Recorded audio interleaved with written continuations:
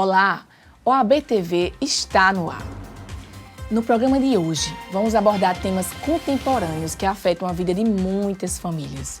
Guarda compartilhada, adoção, as questões de gênero e sexualidade nas relações familiares. Acompanhe comigo, a partir de agora, o ABTV.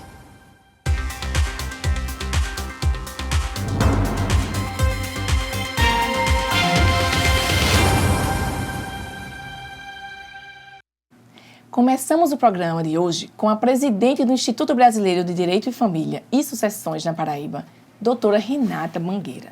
Olá, doutora Renata, que bom tê-la conosco, seja bem-vinda. Eu que agradeço aqui o convite tão honroso, Germana. Hoje vamos falar daquilo que você já manja, né? Já trabalha, já é seu nicho. Direito de família, direito de sucessões, adoção. E vamos começar com a guarda compartilhada. Como acontece? Quais são os benefícios e critérios? Quais são os critérios para que aconteça a guarda compartilhada nas famílias no Brasil? Então, nós temos a Lei da Guarda Compartilhada, que é uma lei de 2014, Lei 13.058, que ela diz que a guarda, ela deve ser compartilhada, certo? Ela só não vai ser compartilhada se um dos genitores não quiser ou se não puder exercê-la. Digamos que ele tem algum problema, né, ele cometeu algum tipo de violência física ou emocional contra o seu filho. Aí, nesses casos, obviamente, que a gente não vai deixar a guarda compartilhada. Mas se ambos os genitores tiverem condições de, em pé de igualdade, exercer a guarda, essa é a correta. Nós temos outros tipos, né, Germana? Mas a adequada é a compartilhada. E como funciona essa guarda? 15 dias na casa de uma pessoa, 15 dias na casa da mãe, 15 dias na casa do pai? Como funciona? Em regra, então, né? Como eu falei, nós temos 4 tipos de guarda, né? Temos outros tipos. Esse que você acabou de descrever seria a guarda alternada, onde a criança passa uma semana com um, uma semana com outro, 15 dias com um, 15 com outro. A compartilhada, ela funciona de uma forma diferente. A criança vai ter o lar referencial, né, que a gente sabe que na maioria das vezes é com a mãe. Não tem lugar nenhum dizendo que tem que ser da mãe, mas a gente sabe que em mais de 90% dos casos os juízes deixam a criança com o lar referencial da mãe, certo? Ora, mais de 90% não, mais de 95% dos casos. E normalmente os pais não têm nenhuma objeção a isso.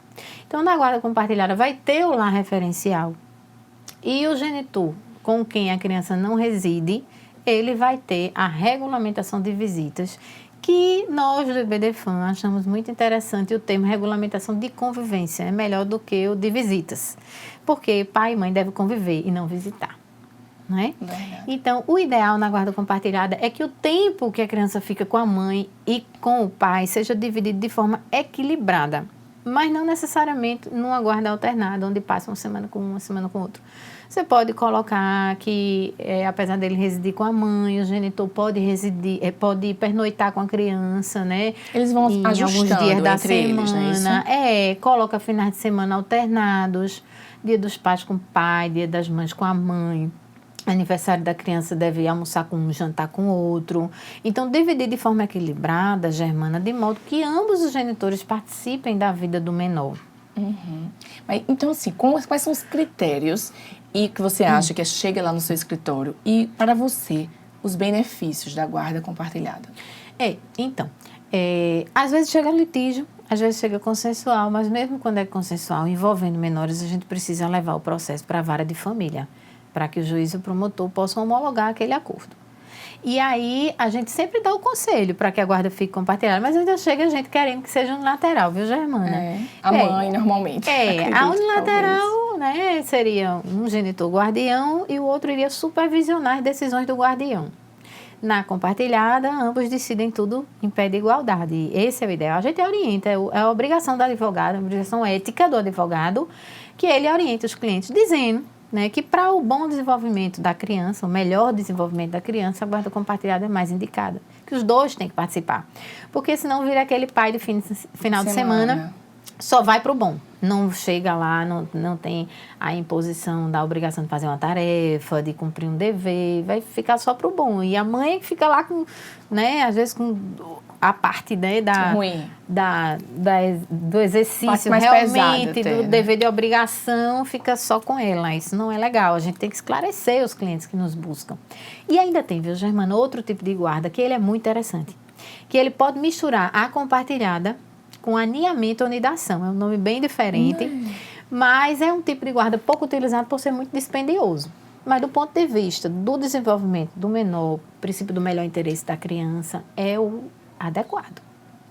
Só que, por que a gente não ouve muito falar? Por que não é muito utilizado? Porque é uma guarda cara.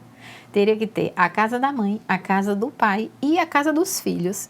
E os pais se revezariam na casa dos filhos, de modo que, obviamente, eles não pudessem ficar sozinhos em momento nenhum. Mas é dispendioso porque você sai de uma casa, que é a residência do casal com os filhos, né, quando acontece o divórcio, para 3. Para 3 casas. Então, nem todo mundo pôde. Eu peguei pouquíssimos casos assim. E eu já tenho quase 20 anos nessa área.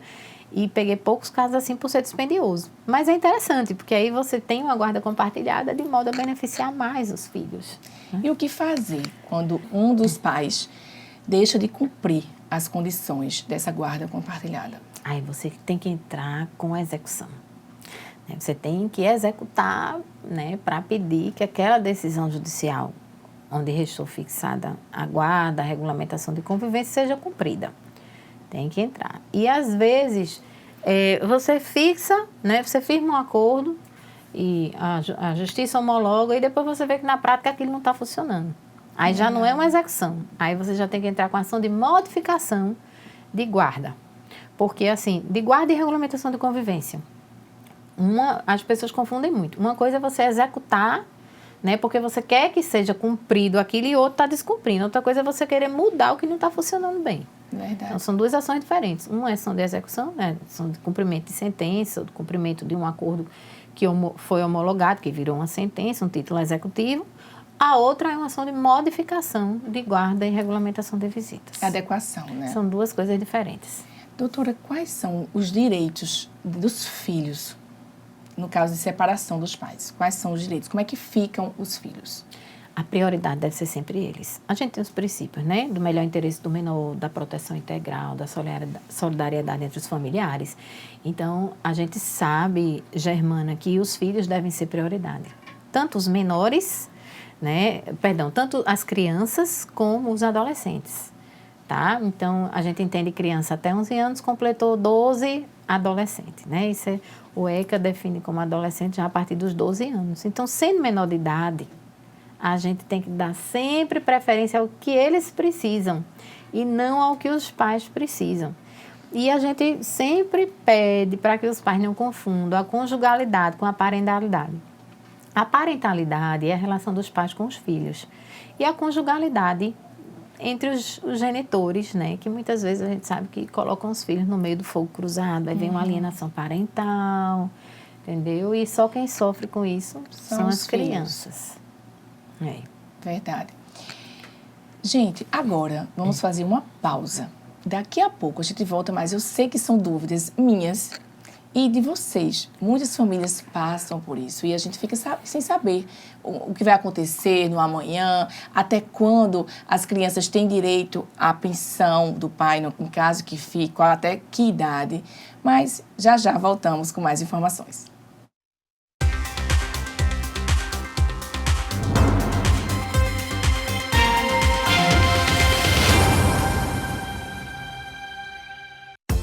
Saúde Brasil apresenta 5 dicas para diminuir o tempo em comportamento sedentário. Manter o corpo em movimento é sempre bom. Por isso, vou te dar 5 dicas ótimas para aproveitar melhor aquele tempo em que gastamos pouca energia. Dica 1. Se você permanece sentado por longos períodos de tempo, levante-se para buscar água a cada 1 hora. Dica 2.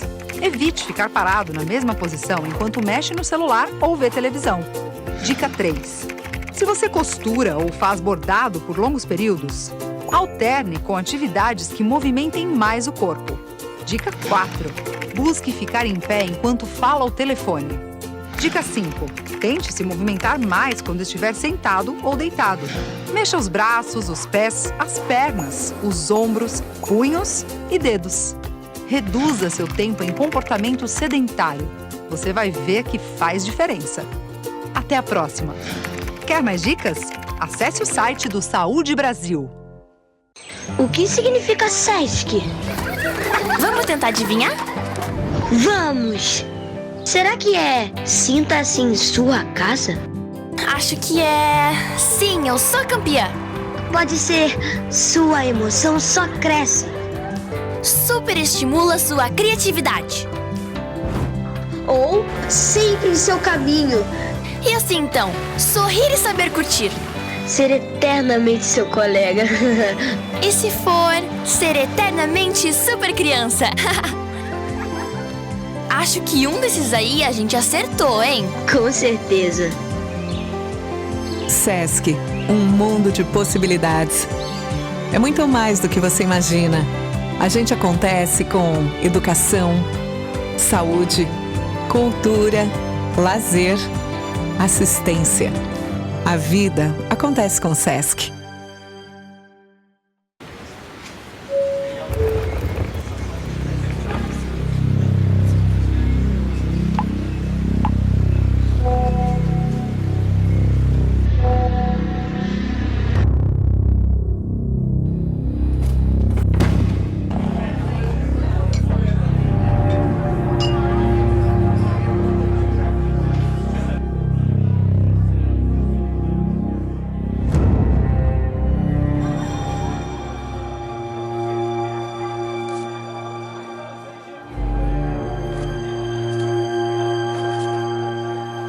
Trabalho escravo. Não feche os olhos para este crime. Denuncie.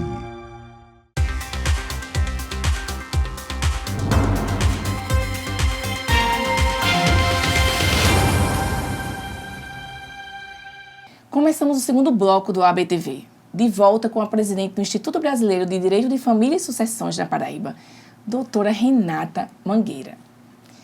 Então, são muitas dúvidas sobre direito de família, direito das sucessões, adoção e agora uma dúvida que é minha e de vários advogados e vários telespectadores sobre o parentesco socioafetivo. O que é e como funciona, doutora? O parentesco socioafetivo, já ouviu aquela história de pai e mãe é quem cria? Sim. Pronto. Antigamente, a gente não tinha parentesco socioafetivo. Então, aquele pai que criou um filho que foi abandonado pelo pai biológico ou pela mãe biológica, eles recorriam à adoção lateral, tá? Tirava do registro da criança o nome do pai biológico e colocava o adotivo. No parentesco socioafetivo, isso não é necessário. Você pode ter uma multiparentalidade, Germana. O que é multiparentalidade? O que é o parentesco socioafetivo? É quando uma pessoa, cria a criança como sendo seu filho. Ele tem um afeto pela criança, ele tem uma relação pública, funciona mesmo como pai ou como mãe da criança, mas não tem a criança lá no seu registro. E aí pode-se agora alterar o registro daquela criança, mantendo o pai ou a mãe biológico e acrescentando o pai ou a mãe socioafetivo. E no registro ele não vai estar dizendo quem é biológico, quem é socioafetivo. Então isso é o parentesco socioafetivo. Agora, precisa ter uma avaliação psicossocial para dizer se realmente aquilo existe ou se a pessoa está querendo aí se beneficiar de alguma maneira desse parentesco, tá? E sendo realmente declarada, isso aí tem que ter uma ação para declarar a socioafetividade, tudo direitinho, a criança pode ter o nome de 2 pais ou o nome de 2 mães em seu registro. E o nome dos avós também. O nome, mas também os direitos de sucessões, em caso de falecimento desse pai ou mãe. Todos os direitos, tanto em vida como após a morte, serão garantidos tanto ao pai como ao filho socioafetivo, Germana. E isso é muito mais interessante do que a adoção lateral, porque na adoção você é obrigada a tirar o nome do pai ou mãe biológico do registro. E na socioafetividade, não. Você fica com a multiparentalidade. Então, é muito mais interessante para a criança. Muito interessante. E isso é mais comum do que a gente imagina, né, doutora? Muito comum. Já peguei vários casos. Isso não é só para menor de idade, tá, Germana? Isso pode ser para maior de idade. Então, a gente pode alterar também as certidões de casamento, quando são pessoas maiores e casadas, nada impede. E pode também alterar o patronímico, né? O sobrenome do pai ou da mãe socioafetivo pode ser acrescentado ao nome da pessoa. E agora vamos mudar um pouco de assunto. Vamos falar de união de pessoas de mesmo gênero. Como a legislação brasileira protege essas relações? Graças a Deus, a gente tem tido uma evolução muito boa nessa seara, tá, Germana? A gente tem, né, um reconhecimento já, tanto das uniões estáveis, como a possibilidade de casamento. Não são decisões tão recentes para a lei, são decisões que vêm de 2011, certo? Quando o STF passou a permitir a união estável com pessoas do mesmo sexo. Então, hoje tudo é permitido. Tá? Eles podem ter união estável declarada, eles podem ter casamento, podem adotar crianças. Graças a Deus, o preconceito tem diminuído consideravelmente, né? Pelo menos na lei, na jurisprudência. Ainda temos muito a evoluir na sociedade. A gente sabe que ainda existe o preconceito, ninguém pode dizer que não, mas na questão jurisprudencial, doutrinária, a gente teve avanços maravilhosos na área do direito de família. Como estamos falando de famílias, vamos falar agora de um tema bastante delicado, a violência doméstica. Como a legislação vem protegendo um dado, né, que cresce, infelizmente, a cada dia no Brasil. Gostaríamos de saber como buscar ajuda, como que essas pessoas que estão nessa situação podem buscar ajuda. A Maria da Penha, ao contrário do que muitos pensam, ela não é só para a violência física, ela engloba também violência psicológica, violência patrimonial. Eu que trabalho muito com essa parte de partilha de bens, eu vejo que chegam mulheres assim, super aperreadas, porque elas têm um patrimônio, mas ele está lá emperrado, né? Está com o ex-cônjuge administrando tudo, não repassa o que tem de repassar para as esposas. E, infelizmente, o judiciário às vezes é um pouco lento. E o ex, como é administrador de empresas, de bens que são alugados, ele termina retendo a parte da esposa. Então, assim, é preciso fazer as denúncias, né? Tanto da violência patrimonial, como da física, da psicológica. A psicológica é tão presente, Germana, que, assim, se eu for colocar na ponta do lápis um percentual, eu diria que mais de 50% dos casos das pessoas que me procuram têm algum tipo de violência. Começa com aquele terrorismo. Se você for separar, vai ficar sem o plano de saúde. E plano de saúde das crianças. O filho no meio, questão de pensão, né? Querem fazer do filho moeda de troca. Você não quer que ele fique comigo tal dia, não? Então, pronto, também não pago pensão esse mês. Aí começa, né, a confusão. E como a violência patrimonial pode afetar nessa divisão dos bens? Olha, ao pé da letra, se você é casado com a comunhão parcial de bens, que é o regime oficial aqui no Brasil desde 1977, tudo que foi adquirido na constância do casamento ou da união estável vai ter que ser partilhado pelos dois. Mas está em nome só dele, ou está em nome só dela, não importa. Mas foi adquirido só com o dinheiro dela. Se o dinheiro veio na constância do casamento ou união estável, é partilhado por dois. Agora, se for um dinheiro que veio de um bem particular, ou seja, um bem adquirido antes do casamento ou união estável, aí não participa, né? Aí não comunica. Então, assim, você precisa analisar o caso concreto, né? Mas, de modo geral, as pessoas costumam casar no regime de comunhão parcial e depois, na hora de separar, eles não querem dividir. Verdade. E a lei manda, é objetiva, né? O artigo é objetivo, tem que ser partilhado. E em caso de violência doméstica, vamos falar de mulher, né? Que é o mais comum. Não que só aconteça com mulher, mas é o mais comum. Ela tem alguma prioridade nesse processo? Quais são os benefícios que a legislação dá, se sim ou não? A gente antigamente, no antigo CPC, a gente tinha prioridade no fórum competente, era o domicílio da mulher. Com o novo CPC já não mais existe. Então, o fórum competente é o último domicílio do casal. Então, a gente não tem nenhum benefício para a mulher pelo simples fato dela ser mulher, tá? Agora, eu sempre digo, aconteceu qualquer tipo de violência, precise ir à delegacia da mulher, né? Fazer o seu boletim de ocorrência, tomar as providências legais. Agora, dizer que a mulher vai ter algum benefício pelo simples fato de ser mulher em um divórcio, não consigo visualizar isso, certo? A nossa Constituição traz que homens e mulheres direitos iguais. Todavia, a questão da proteção legal pela violência, ela existe, E a mulher ela pode ser beneficiada se ela fizer a denúncia. Mas muitas não fazem a denúncia com medo de uma represália por parte do ex-marido, né? Então, isso ia cair na minha próxima pergunta. Qual o primeiro passo que a mulher deve fazer em caso de uma violência doméstica? A denúncia. A denúncia. A denúncia. Né? O boletim Inclusive, existe, Germana, a questão de botão de pânico para a mulher se resguardar caso o ex queira descumprir uma medida protetiva. Né? Ela pode recorrer realmente a essa proteção. E até onde eu sei, funciona. Botão de pânico, tudo. Até onde eu sei, as viaturas chegam rapidamente ao local onde o outro está querendo quebrar a medida protetiva. Mas, assim, ainda existem muitas mulheres que têm medo de que a justiça ela não haja em tempo hábil para evitar uma agressão, né, daquele ex-esposo ou daquele ex-companheiro que foi denunciado. E a gente sabe que pode acontecer. Né? Isso é muito grave. Qual o papel do advogado, nós, advogados, né, na proteção dessas pessoas e dessas famílias? Orientação, informação, porque o advogado não pode só chegar e encorajar a pessoa, porque depois acontece alguma coisa, a responsabilidade é de quem encorajou, né, Germana? A gente precisa ter muita cautela, informar sobre os prós, sobre os contras, para que a pessoa decida o que é melhor para a sua vida. Agora, o que é que eu digo? Se você não denunciar, você não vai ter proteção nenhuma. Então, eu acho mais perigoso ficar calado, né? Porque pode chegar um dia que aquele teu companheiro que te agrediu só psicologicamente faça uma coisa pior, né?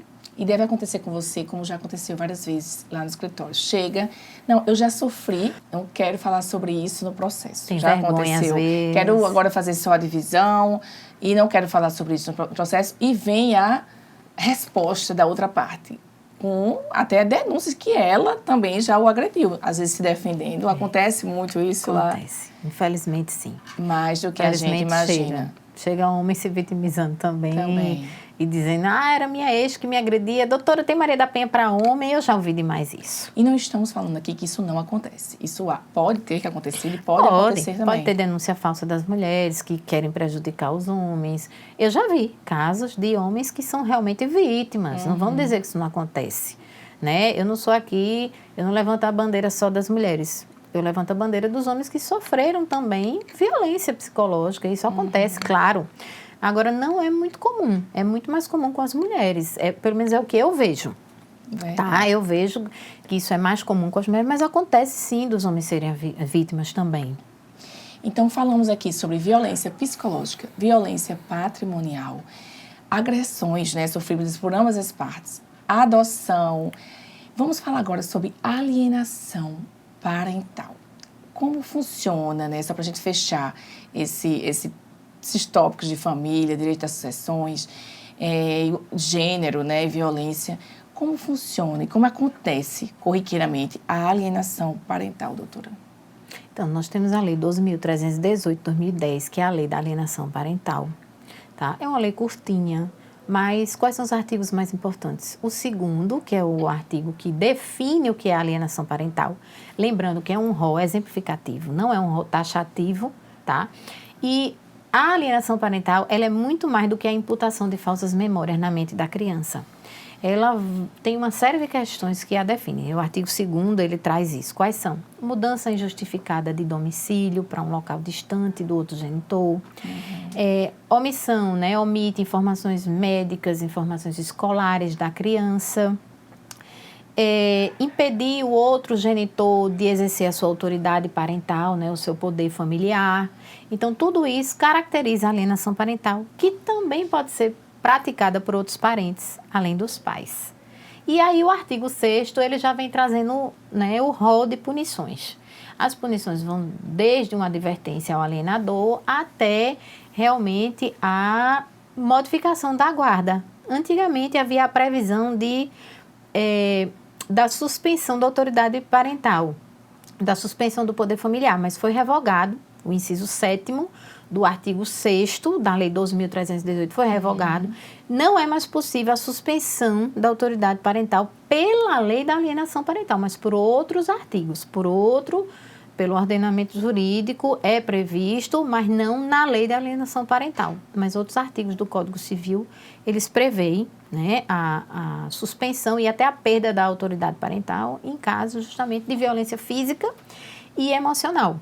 Mas a lei da alienação teve isso modificado e muita gente até se confunde um pouquinho, sabe, Germana? A criança, o adolescente, ele pode ser ouvido? Eles podem e devem ser ouvidos por meio da avaliação psicossocial feita por um psicólogo ou assistente social, um perito, né, do judiciário que vai entrevistar a criança em um ambiente propício à criança se soltar mais.